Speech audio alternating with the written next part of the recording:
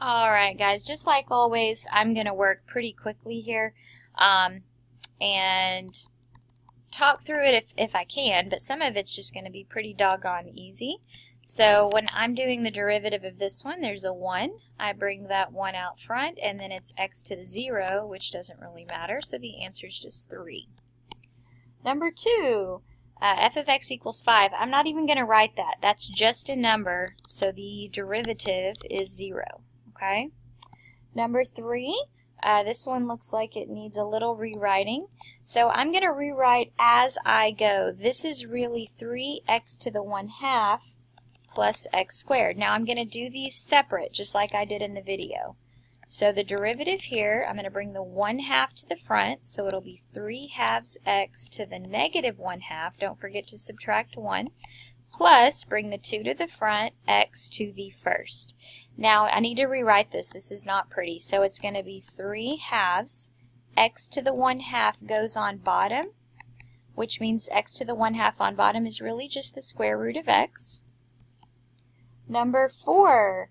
Oh, I think I skipped. That was number 9. Haha, sorry. I did number 9 early. Let's go back to number 3. It was a 5x squared. So the derivative of that is just 10x. Sorry about that, guys. I got all excited and jumped across the page. Number 4, okay, it is negative 4x minus 9, so I do these separate. And so that being said, it's going to be, the derivative is going to be negative 4, because that's just a 1, bring it out front, and then it goes away, minus a constant. The derivative of a constant is 0. So just negative 4 for your answer.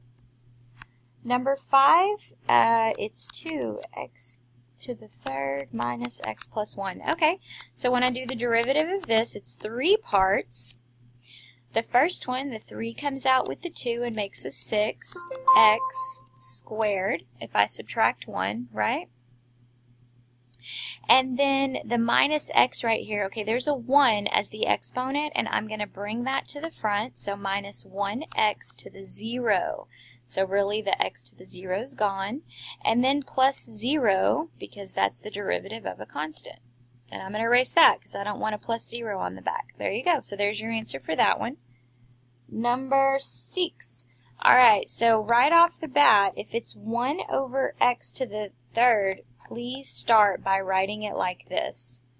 Then, once you do the rewrite, you can bring the negative 3 to the front, then subtract 1 from it, and get a negative 4. Hopefully you got a negative 4 and not a negative 2. Look at your math again.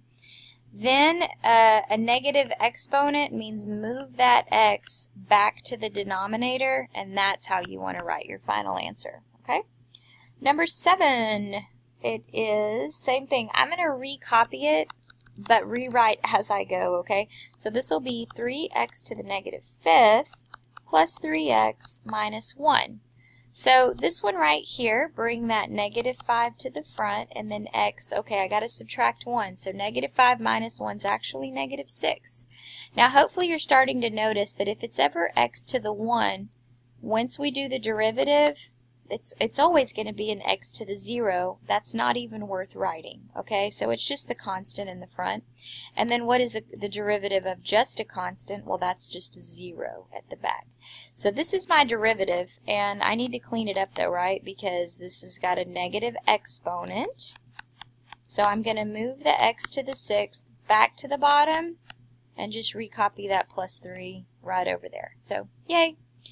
Alright, now they start to get progressively worse, I'm noticing. Okay, g of x, on this one, I'm going to write it as x to the 1/2 plus 4, just because it's a radical, and I don't like that. So, bring that to the front, subtract 1 from that, and that becomes a 0.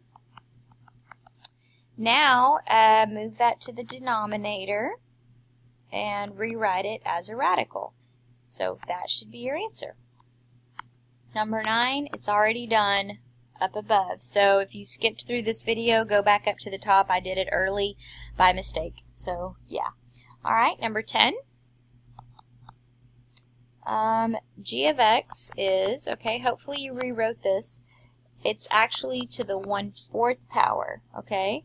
And so then when you go to do the derivative of that, you're going to have 1/4 x to the, what's 1/4 minus 1? Negative 3/4? Yeah.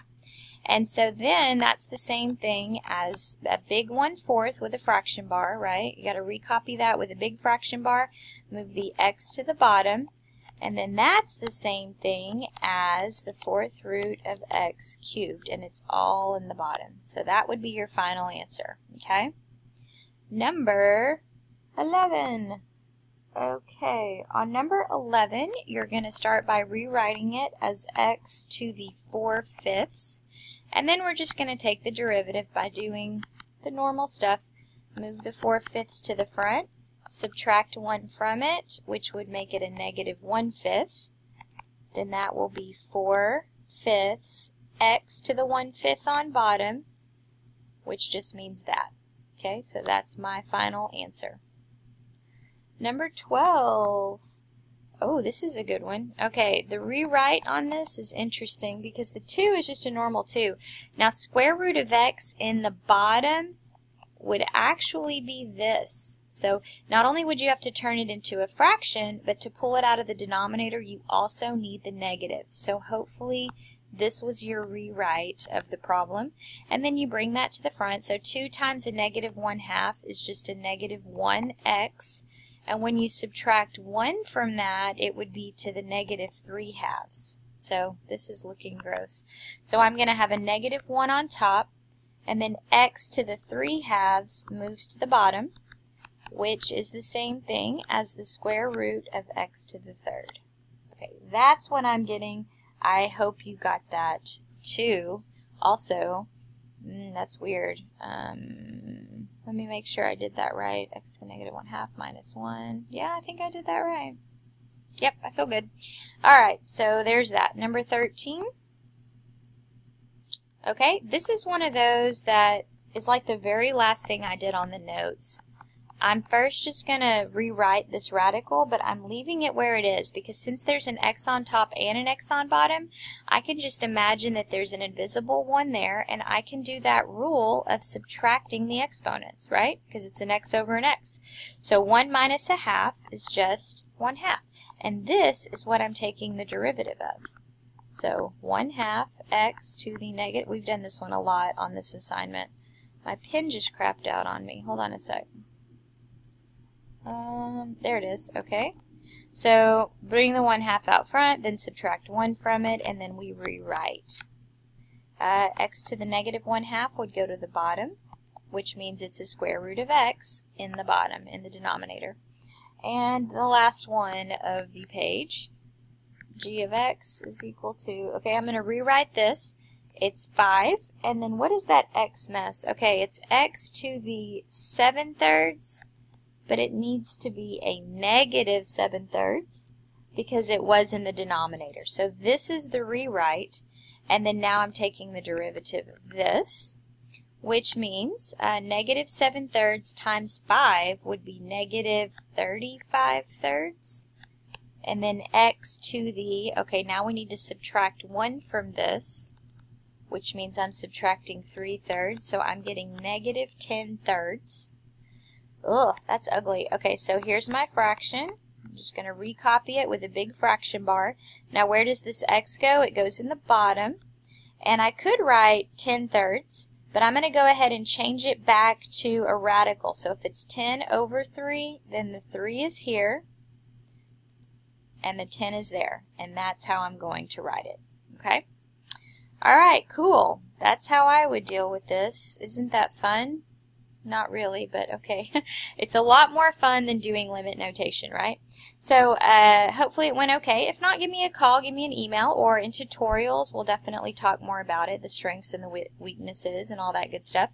But this right here is going to get you guys with limits and derivatives. I mean, y'all are good to go for the first probably 2 months of school with just what we've done this summer, and I hope that makes it easier to get like an easier transition at school and more confident and all that good stuff. So thank you so much for trusting me this summer to work with you, and I've had a lot of fun, and I hope it wasn't too painful for you. So we'll see you guys later. Have a great school year.